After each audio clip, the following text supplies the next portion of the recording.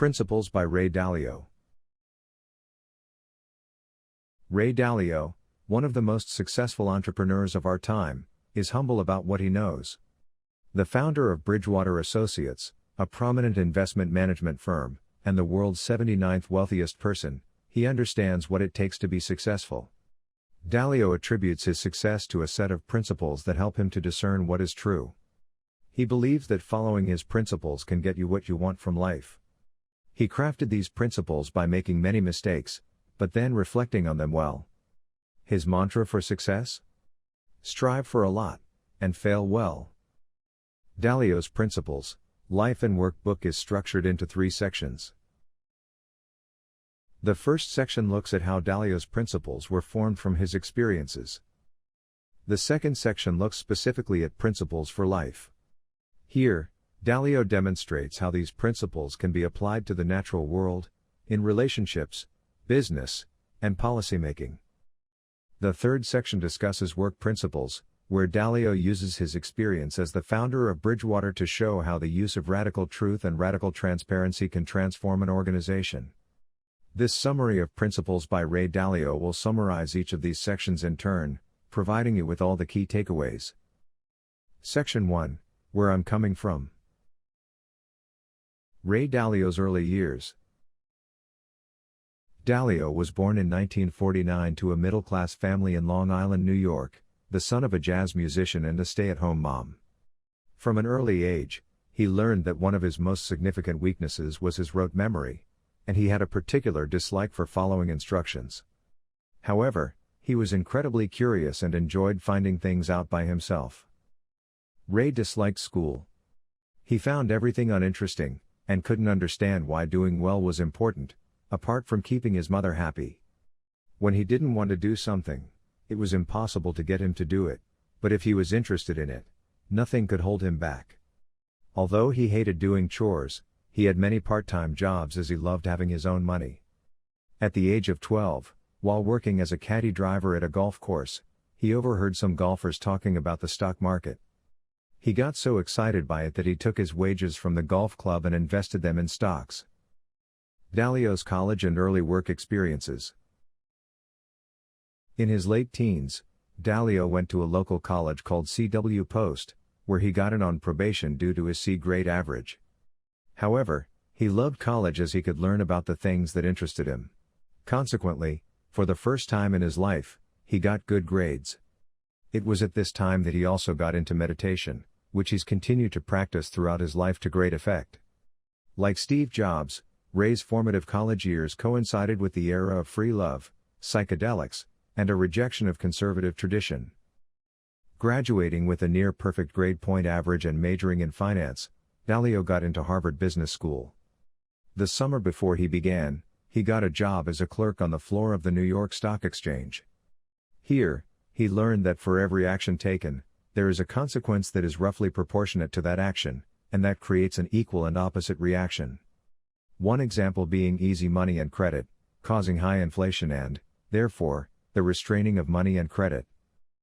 After graduating from Harvard with an MBA, Dalio worked at a couple of brokerage firms before punching his boss in the face, and getting fired. Nevertheless, all of the brokers he worked with, and their clients, kept coming back to him for his advice. This was when Dalio started Bridgewater Associates, from out of his 2-bedroom apartment. From here, he began to develop early computer models that could predict the market based on various pieces of data that were entered into it. It was at this time that he started to do 4 things that he would continue to do throughout his working life. First, visualize complex systems as machines. Second, work out the cause and effect relationships between them. Third, write down principles on how to deal with them. Fourth, feed this data into a computer so it could make decisions for him. Fifth, while making money was good, Dalio discovered that having meaningful work was more important. Coming back from the financial abyss, and the first principles. After losing a lot of money in the late 70s and nearly going broke, Dalio came up with the following 4 principles. First, find the smartest people who oppose your opinion to try to understand their perspective. Second, know when not to have an opinion. Third, develop, test, and then systematize a set of timeless principles. Fourth, balance risk to keep big potential gains but reduce massive losses. He picked up the pieces and decided to view his loss as an educational experience. As a result, Bridgewater slowly began to grow, and by the mid-80s, he realized that the company excelled at doing two things. First, making calls on the interest rate and currency markets. And, two, managing companies' interest rates and currency exposures. From here, Bridgewater started managing the accounts of some big clients, including the World Bank's pension fund. Before long, they became the top-performing U.S. bond manager in the world. After initially giving Bridgewater a $5 million investment to look after, by the end of the 80s, the World Bank's initial investment had grown to $180 million. Making Bridgewater a success? By 1995, Bridgewater had 42 employees and $4.1 billion under management. By 2000, they were managing $32 billion, and they had over 80 employees. By 2003, Ray decided Bridgewater needed to become a certified institution rather than a well-performing investment manager. This change meant developing new technology and infrastructure and hiring additional tech employees. By 2008, they had 738 employees. They successfully predicted the 2008 economic crash, and during a period where most investors recorded losses of 30%, their flagship fund made over 14%. By 2010, their returns were the highest they'd ever been, which Ray attributes to the fact that the computers they'd programmed were processing all the information they inputted to great effect. By this point, Bridgewater, and Ray, in particular, had started to garner a lot of attention and were frequently being sensationalized in the press. Becoming frustrated with the mischaracterizations of Bridgewater as being a cult, Ray decided to publish his principles online to set the record straight. Since then, more than 3 million people have downloaded them. Entering the third stage of his life, and the writing of the Principles book. As Ray sees it, life is comprised of three phases. We are dependent on others. Others depend on us. No one depends on us, and we are free to savor life. From 2010, Ray began to look for successors at Bridgewater. He was no longer as intellectually or emotionally stimulated by the idea of being successful and was more interested in the people he cared for being successful without him. In 2011, Ray announced that he would be stepping down as CEO, and Greg Jensen and David McCormick would replace him with an up to 10-year transition plan. At the time of writing Principles in 2017, Ray viewed this year as his final year in the handover before moving full-time into stage 3 of his life. The writing of Principles was the accumulation of all he had learned during his long career, in the hope that he could help others to create their principles and to achieve success. Section 2, Life Principles. Embrace reality and deal with it. Dalio states that there is nothing more important than first, understanding how reality works, and second, learning how to deal with it. The first step to getting a better idea of what reality is to be a hyper-realist. This understanding prevents you from getting lost in unrealistic dreams that will never come to fruition. Dalio argues that the formula to success is as follows. First, dreams plus reality plus determination equals a successful life. The next step in this process is to accept that a good outcome relies on an accurate idea of reality. Many people ignore the truth when it contains harsh realities. This ignorance prevents them from progressing in any lasting or beneficial way. To accept reality as it is, you need to be both radically open-minded and radically transparent. This open-mindedness helps you learn quickly and effectuate effective change. The more open-minded you are, the less you are likely to lie to yourself. If you want to see how reality works, Dalio suggests observing nature. Our universe is governed by a system of laws that underpin the nature of our reality.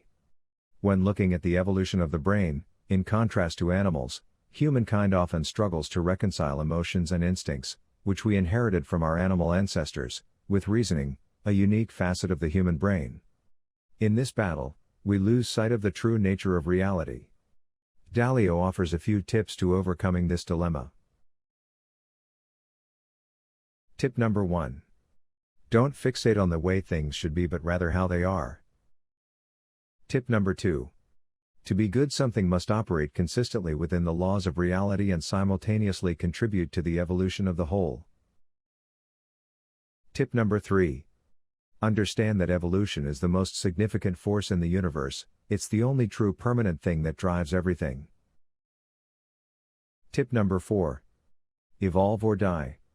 This expression applies to all areas of life, be it the individual, countries, companies, or economies.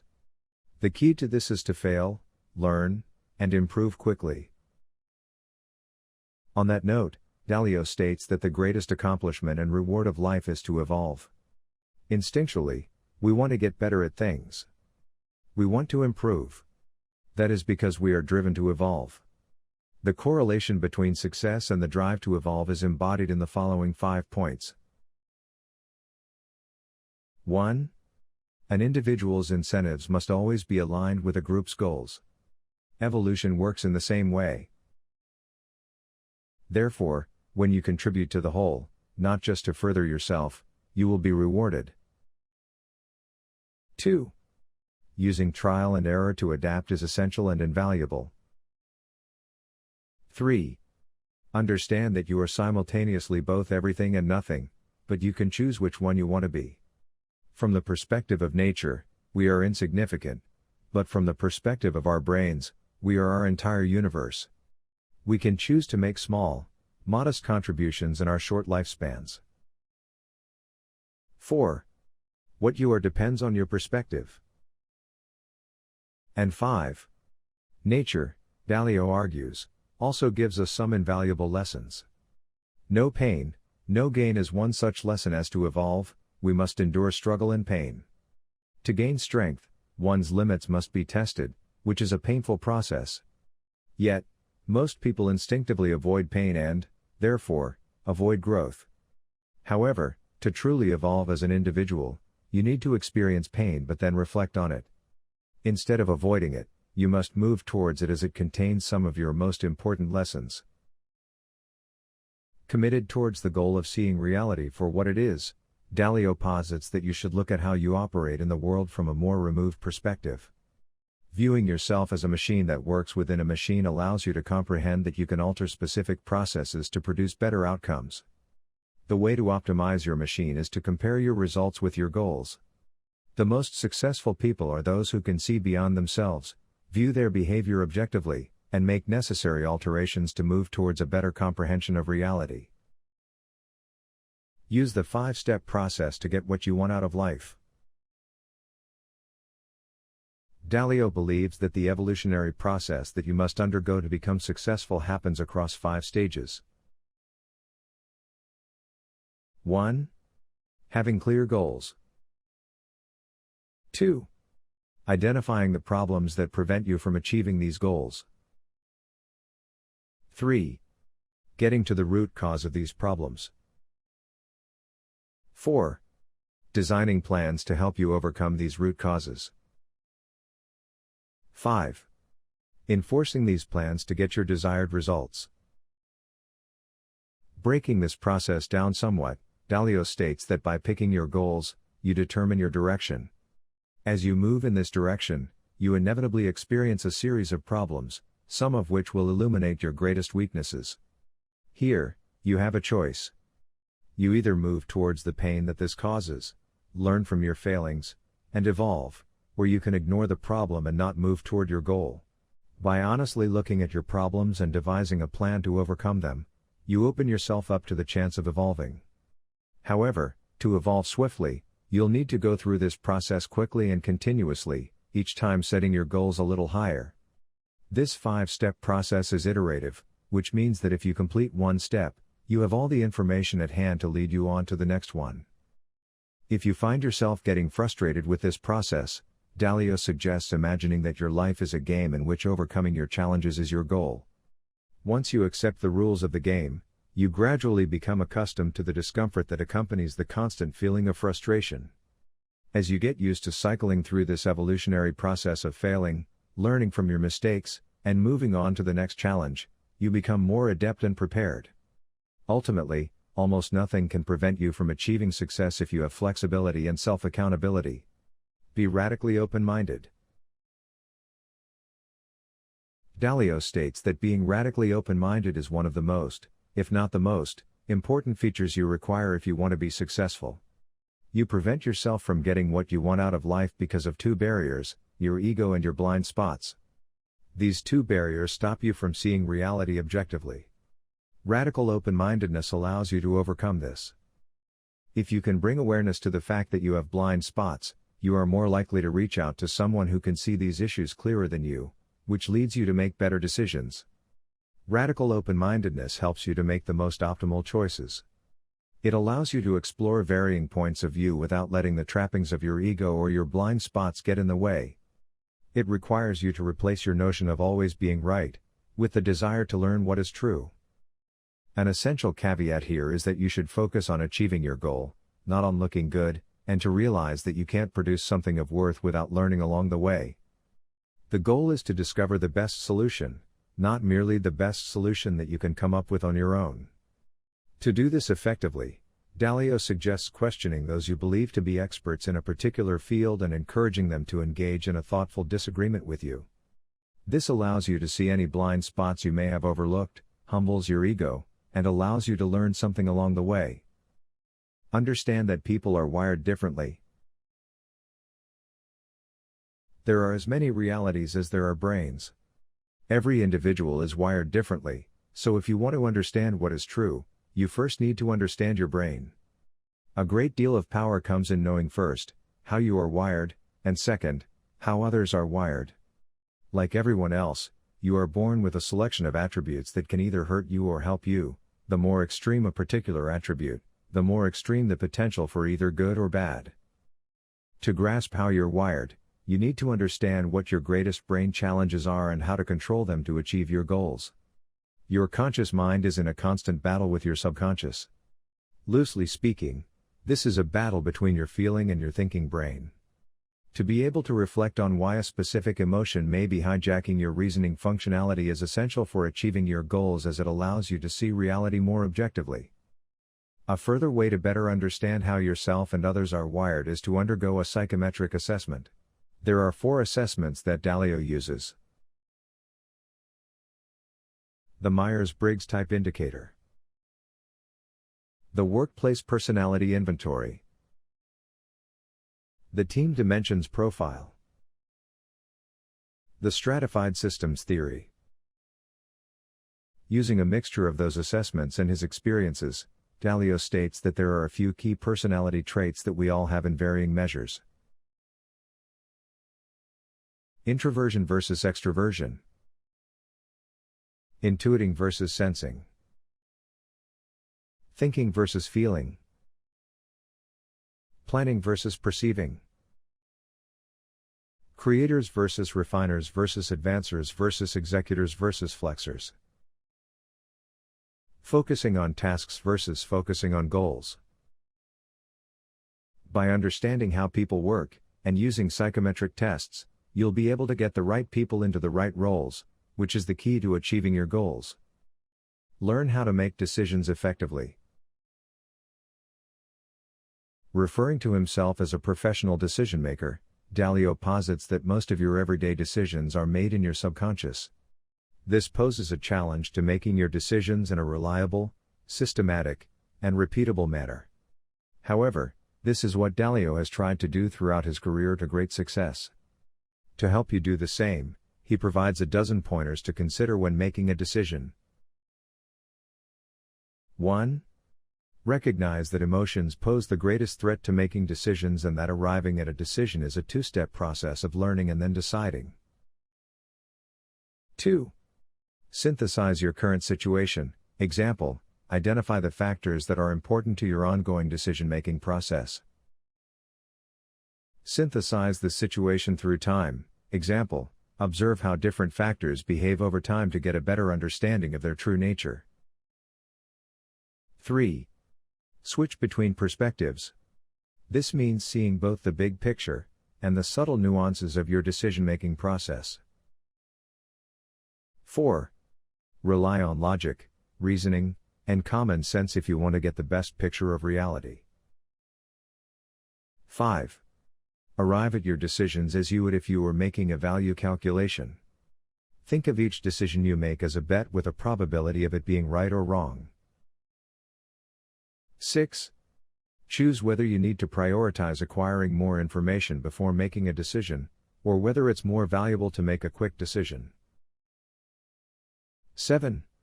Simplify your decision-making process by removing all of the superfluous information. 8. Use principles so you can be clear about the criteria you are using when arriving at a decision. 9. Weight your decision-making according to believability. Example, get the opinion of some trusted, smart experts on your decision before you commit to it. 10. Convert your principles into algorithms so a computer can make decisions alongside you. However, don't fully trust AI without having a solid understanding of how it works. Section 3, Work Principles. How to get the culture of your workplace right. To create a cohesive, productive, successful workforce, you need to ensure that the company culture is exemplary. A company with a remarkable culture will bravely look at problems and disagreements and manage and solve them well. It will also thrive on creating and building innovative products and systems. According to Ray, to create an outstanding company culture, you need to follow 6 basic principles. 1. The company must put their trust in radical truth and radical transparency.